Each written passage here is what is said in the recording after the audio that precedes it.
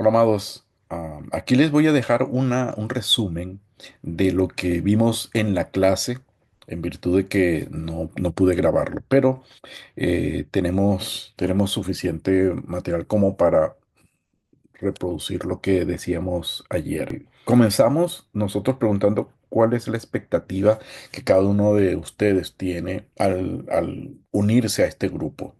Así es que sería un buen asunto hacer esto en los próximos segundos y pensar, bueno, ¿por qué estoy aquí en este grupo y qué es lo que estoy esperando hacer? Así es que les doy unos segundos para que contesten esa pregunta.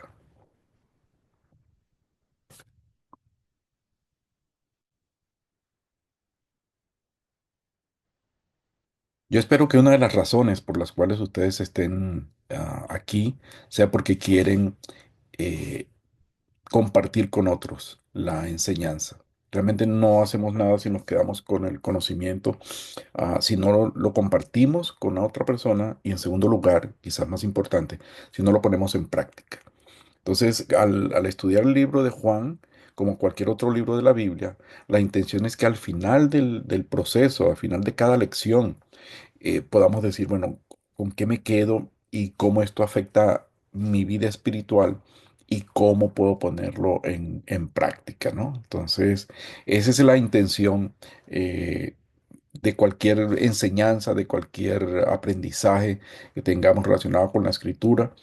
Bueno, es ponerlo en práctica, ¿no? Y luego, pues, hacer discípulos, como hemos dicho que es nuestra intención. Yo les pedí que leyeran la introducción al libro, al material, y el material es bien interesante. Y quisiera presentarles algunas consideraciones que tienen que ver con el Entonces, Evangelio. Fíjese, ahí tienen, espero que estén viendo la pantalla, y estamos hablando sobre el libro de Juan. Por supuesto, esperamos que ah, esto nos aliente inclusive a leer otros libros de la Biblia. Fíjese, el autor de este libro es Juan, como dice allí, el discípulo amado, el hijo de Zebedeo y hermano de Jacob o de Jacobo, también llamado Santiago, a los Jacobos, o que en el Antiguo Testamento son los Jacob, se les llama Santiago en el Nuevo Testamento, por algunas razones históricas que no viene al caso mencionar. En segundo lugar, este libro, este evangelio, fue específicamente escrito alrededor del año 90, entre el 85 y 90. Y cuando Juan escribió este evangelio, vivía en la ciudad de Éfeso. Se cuenta que Juan estaba en un baño público allí en la ciudad de Éfeso, donde Pablo había fundado la iglesia, como sabemos por el libro de los Hechos y luego la carta a los Efesios que tenemos. Y él estaba en un baño público, como decía, y escuchó una conversación acerca de Jesús, que ponía a Jesús como que era un espíritu, o que no había existido, o algunas cosas allí, alguna discusión, ¿no?, que él escuchó. Él decidió que debía escribir aquello de lo cual era testigo. Así es que salió corriendo y dijo, tengo que escribir la historia de Jesús. Él o fue un testigo presencial de la vida de Jesús y de todas las cosas que se mencionan allí en su evangelio. Inclusive, si ustedes van hasta a las cartas de Juan, primera, segunda y tercera carta de Juan, allí cerquita del libro de Apocalipsis, ah, van a encontrar que él dice que somos testigos, o él fue testigo de todas las cosas, y eso es lo que él habla. Estoy buscando aquí a Juan.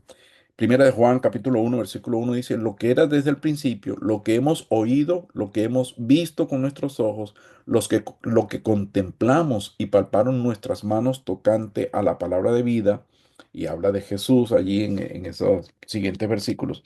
Así que él lo que hace es testificar acerca de lo que él vivió, lo que él vio, lo que él presenció. Y nadie mejor que un testigo presencial para hablarnos de los hechos, ¿no? Así que él estaba allí en Éfeso y desde allí escribe su evangelio. Ya para el año 90 había sido destruida la ciudad de Jerusalén. Eso sucedió en el 70 después de Cristo. Y justo fue antes de que a Juan lo exilaran a la isla de de Patmos, donde él escribió el libro de Apocalipsis ya al final de los 90, quizás 98, 99 después de Cristo. Recuerden ustedes que Juan era el más joven de todos los discípulos.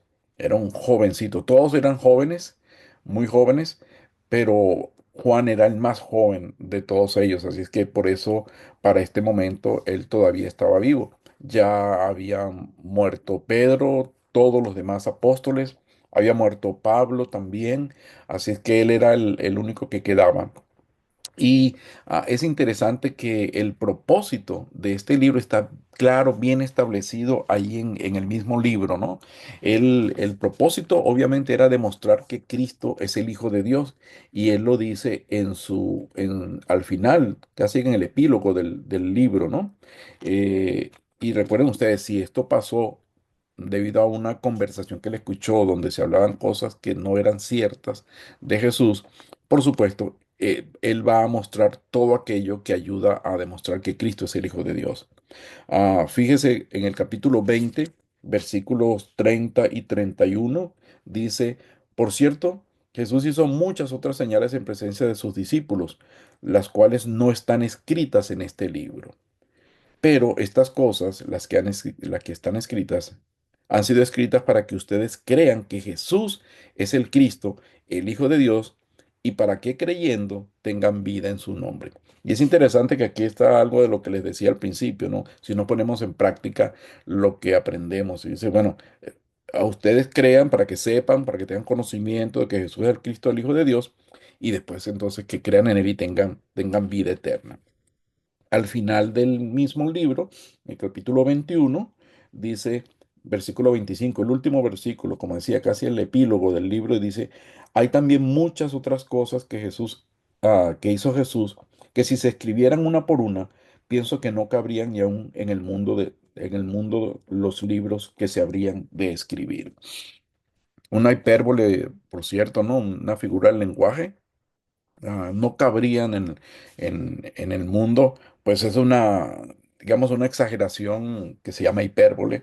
Es como cuando uno dice, todo el mundo salió corriendo y realmente todo el mundo no estaba corriendo, pero uno entiende que la mayoría de la gente salió corriendo despavorida, sea lo que sea que haya pasado.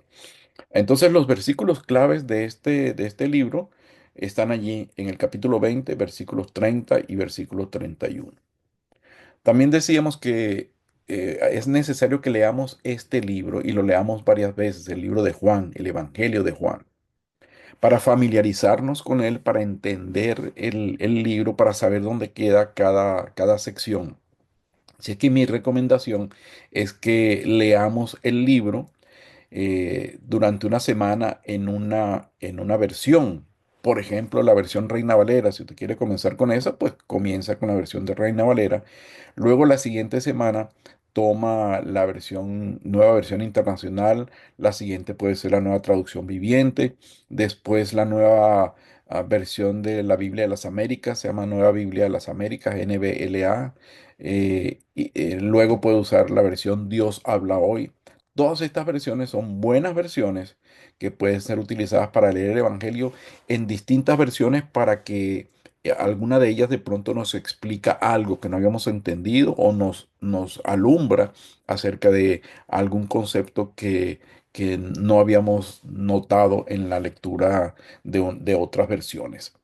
Para hacer esto, yo recomiendo leer unos 3 capítulos al día. 3 capítulos al día quiere decir que en 7 días ya hemos leído todo el libro de Juan. Si lo hacemos 4 capítulos, pues nos queda el domingo libre para, pues es el día quizás más ocupado que tenemos en la iglesia, ¿no? Pero entre 3 y 4 capítulos diarios de este Evangelio de Juan son suficientes para leerlo en una semana y la siguiente semana volver a leerlo, como ya dije, en una versión distinta. Am, en cuanto al contenido del libro, vamos a ver que la idea, más bien, la idea es que preparemos la lección y lleguemos al encuentro, a la reunión como esta, con el material ya hecho. Eso nos va a permitir enfocarnos en otras cosas y ver algunos elementos que pueden ayudarles a ustedes cuando estén discipulando a alguna persona. Entonces, con la lección uno específicamente, ah, en la página 12 donde dice reflexión, allí ah, dice, Cristo nació en la tierra por la voluntad de Dios. Cuando lo aceptamos como Salvador, nosotros también nacemos por segunda vez por medio de la voluntad de Dios. Y aquí les sugiero preguntarle a la persona que están discipulando su testimonio de cómo conoció a Cristo. Es importante porque hay gente que está en la iglesia y que piensa que por ir a la iglesia, por participar de los servicios, por estar en un grupo de vida o cualquiera de estas cosas, ya es hijo de Dios. Y realmente la escritura nos dice que lo único que nos hace a nosotros hijos de Dios es creer en Cristo, como dice el mismo Evangelio de Juan. Así que, empezando por ahí, preguntemos su testimonio de vida, de conversión a la persona. Luego, tienen aquí también dos versiones que confirman lo que yo les he indicado antes, sugerido, que vale la pena leer el mismo texto en varias versiones. Pasando a la página 14, dice exploración y habla de las evidencias que sobresalen para cada uno de nosotros sobre el nacimiento y la vida de Jesús. Hay varias citas bíblicas allí.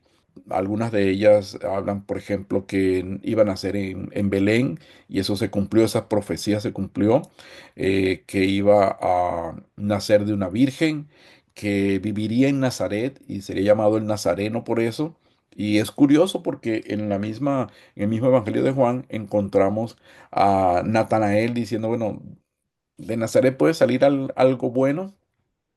Eso es un sitio donde jamás ha salido nadie brillante, ningún pintor, ningún escultor, ningún escritor, ningún médico, no ha salido nada bueno de allí.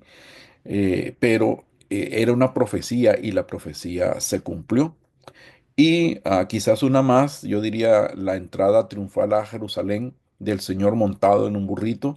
Eso era también algo que había sido profetizado. En fin, hay muchos elementos, pero la pregunta aquí es, ¿qué evidencias sobresalen para cada uno de nosotros? Indicando que el nacimiento y la vida de Jesús fueron singulares, únicos y especiales. La pregunta 2 en esa misma página dice, ¿qué revela este pasaje acerca de la misión de Jesús? El pasaje que acabamos de leer.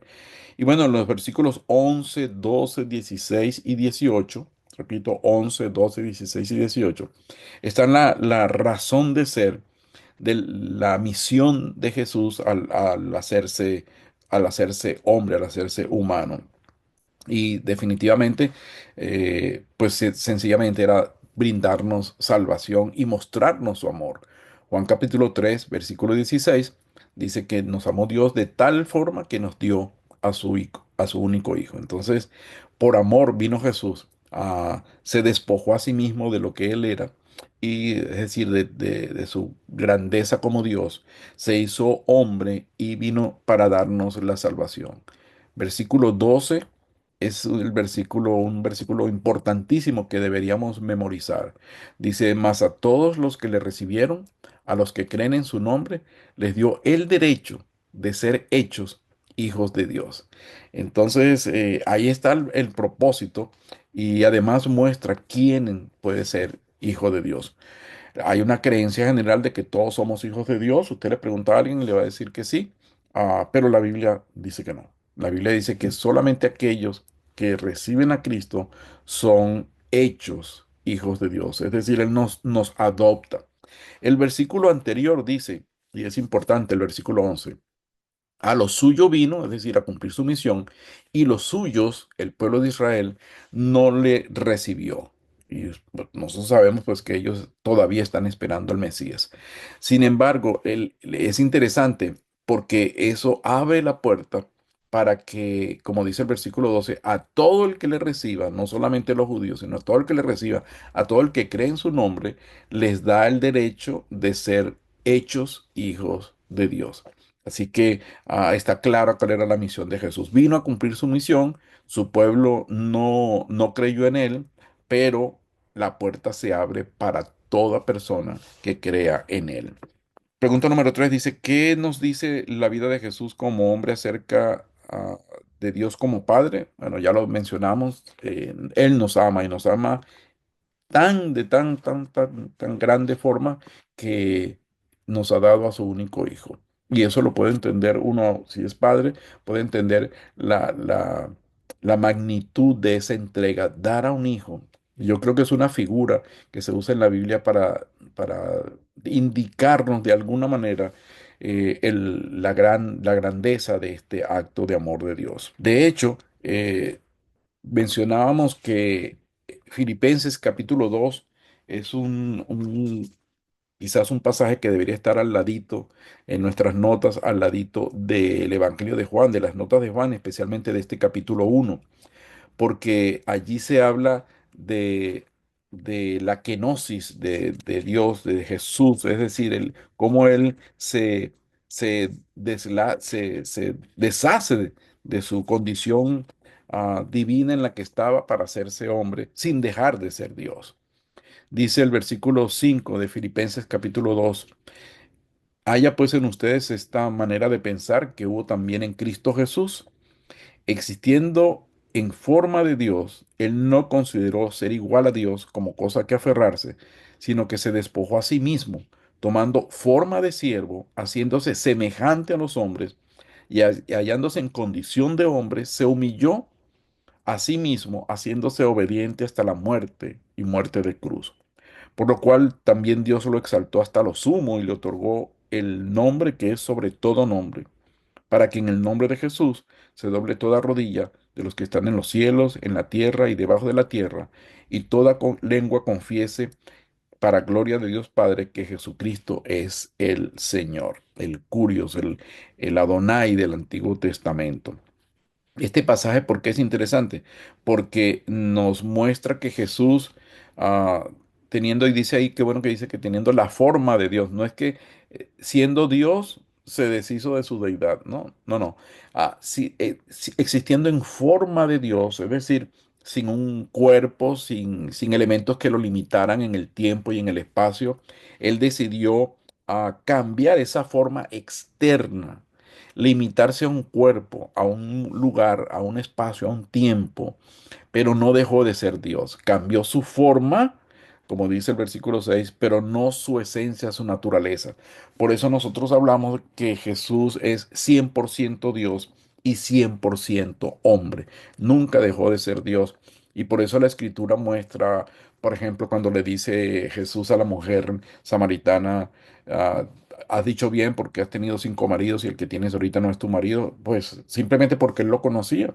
O como en el caso de Natanael, que mencioné hace unos minutos, Natanael le dice, oye, tú eres Dios porque me conoces desde antes de vernos, no nos conocíamos y ya tú me estás diciendo que yo estaba debajo de un árbol y estaba pensando en algo y que soy una buena persona. Entonces eso obedece a que Jesús continúa siendo Dios a pesar de que toma un cuerpo, pero era 100% Dios y también era 100% hombre. Él no dejó de ser un hombre como nosotros, y por eso la carta a los Hebreos dice que Él pasó por las mismas vicisitudes que podemos pasar nosotros, tentado en todas las cosas que nosotros hemos sido tentados. Es interesante ver lo que dice la introducción de nuestro libro texto acerca de que Jesús aún necesitaba que le cambiaran los pañales, los pampers, porque a veces perdemos de vista eso, que Jesús realmente era Dios y era 100% hombre a la vez. Entonces, es algo, como dije, para anotar allí en sus cuadernos, Filipenses capítulo 2 versículo 5 hasta el 11. En la pregunta 6 hablábamos de qué es lo que le sorprende del hecho de que Jesús vino a la tierra como ser humano. Ahí hay unos pasajes interesantes. Esos pasajes básicamente, en mi concepto, lo que permiten es que yo me sorprenda que Él se hiciera ser humano, especialmente sabiendo lo que venía como consecuencia de eso, ¿no? Pero, como dicen el pasaje de Hebreos que le mencionaba y estos otros pasajes que aparecen allí, lo que lo que nos impacta es que él conoce todas nuestras vicisitudes, todas nuestras experiencias, que por experiencias vividas por Él las conoce. Él sabe lo que sentimos, Él sabe lo que vivimos y eso nos da como el aliciente, saber que no es que podemos decir, bueno, es que tú nunca has pasado por esto, Señor, por eso no puedes entenderme, ¿no? Primero que Él es Dios y después que sí, sí ha pasado por esas cosas que nosotros pasamos. Y la otra cosa es que como producto de eso, pues nos oye y nos entiende, que sería quizás la respuesta a la pregunta número 8 de la página 17. En la pregunta 9 yo le sugeriría que coloquen la cita de Filipenses 2 de 5 al 11 porque ¿qué es lo que revela acerca de su corazón el deseo de Jesús de convertirse en ser humano? Yo anotaría ese pasaje allí y le colocaría pues la respuesta que ustedes encuentren, ¿verdad? De qué es lo que revela el, acerca de su corazón el deseo de Jesús de convertirse en ser humano. Y obviamente, pues revela su amor por nosotros, revela que nos ama. Quisiera pasar un momentito a los primeros versículos del capítulo 1. Dice allí, en el principio era el verbo, y el verbo era con Dios, y el verbo era Dios. Noten ustedes que el Evangelio comienza diciendo en el principio, igual que el libro de Génesis, el primer libro. La razón es que Juan quiere dejar claro que Jesús es Dios, es el Dios creador, es el Dios que estaba en la creación, en el momento de la creación. Y cuando dice en el principio, está mencionando que Jesús es preexistente. Quiere decir que existía antes de cualquier cosa. Jesús es preexistente. Cuando dice en el principio era el verbo y el verbo era con Dios, quiere decir que estaba con Dios. Aquí, en primer lugar, dijimos que es preexistente. Con esta frase es lo que quiere decir que Jesús es coexistente con Dios. Es decir, literalmente el versículo dice cara a cara, estaba cara a cara con Dios. Eh, es coexistente, nunca fue creado, nunca apareció después, es coexistente, existe con Dios. Preexistente, coexistente. Y finalmente dice, y el verbo era Dios. Esto apunta a que Jesús es autoexistente quiere decir que no necesita a nadie ni nada para que lo sostenga o para que le dé vida, sino que Él por sí mismo da vida. Entonces, fíjese la cantidad de conocimiento que hay en este versículo. Dios era preexistente, Jesús, quiero decir, Jesús es preexistente, Jesús es coexistente, Jesús es autoexistente. Él no necesita que nadie lo sostenga, nunca fue creado y siempre ha estado frente a Dios, frente a Dios Padre, frente a Dios Espíritu Santo, como uno de ellos. Todo fue creado por Él, dice, así que conecta otra vez el libro de Génesis con su evangelio y con esto ataca algunos conceptos que tenían los griegos. Recuerden ustedes que los griegos, aunque habían desaparecido y el Imperio Romano había estado allá por muchos años, todavía la cultura griega estaba en boga. De hecho, por eso se escriben los libros en griego, por eso la gente hablaba griego. Todavía esa cultura estaba allí muy, muy floreciente. Una de las cosas que había en la cultura griega, en la filosofía griega, era pensar en el logos. Esa es la palabra que se traduce verbo. El logos era como algo inexistente, probablemente el producto de todo, de la creación, de todas las cosas, según esa filosofía. Y Juan lo que le dice a la gente es, pues saben que el verbo es Cristo. El verbo no es algo impersonal, el verbo es Jesús. Él es la respuesta, Él es el todo. Entonces dice, bueno, este es el logo y después en la segunda parte dice, y Él es la luz. Porque la luz es otro elemento que consideraba la cultura griega y aquí encontramos que Juan le dice simplemente, mira, el verbo y la luz, ese es Dios. En él estaba la vida. Esa es otra cosa interesante. Nadie puede dar razón de dónde viene la vida si no establece que viene de Dios. Por ejemplo, la teoría del Big Bang, esto que las cosas, hubo una explosión enorme y todo se creó. Bueno, nosotros sabemos que de una explosión no surge el orden, surge el caos. Así es que hay que tener más fe para creer en la teoría del Big Bang que para creer en la creación. Pero aún si alguien dijera, bueno, creo en la teoría del Big Bang o en la teoría de la evolución, que fíjese que son teorías, no son leyes, son teorías. Ah, bueno, está bien, crees en eso, pero ¿de dónde vino la vida? Porque la explosión del Big Bang, dicen los que creen en eso, creó un orden y de pronto apareció la vida, pero no dan explicación de dónde viene la vida.